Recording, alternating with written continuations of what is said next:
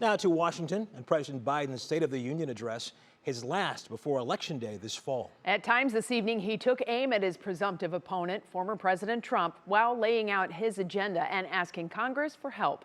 NBC's Alice Barr has more from Washington. The President of the United States.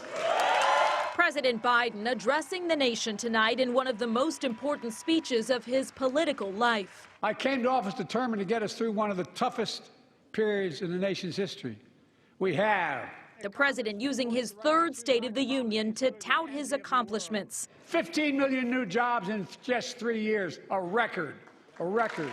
The president vowing to fight for reproductive rights. If you, the American people, send me a Congress that supports the right to choose, I promise you, I'll restore Roe v. Wade as the law of the land again. As protesters gathered outside over his handling of the Israel-Hamas war, inside the chamber, President Biden addressed both family members of Israeli hostages and lawmakers from his own party outraged about the suffering in Gaza. I'm directing the U.S. military to lead an emergency mission to establish a temporary pier in the Mediterranean on the coast of Gaza.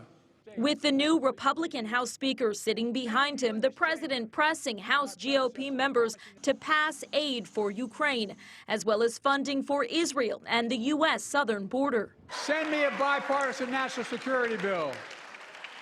History is literally watching. Former President Trump using his social media platform to rebut tonight's speech.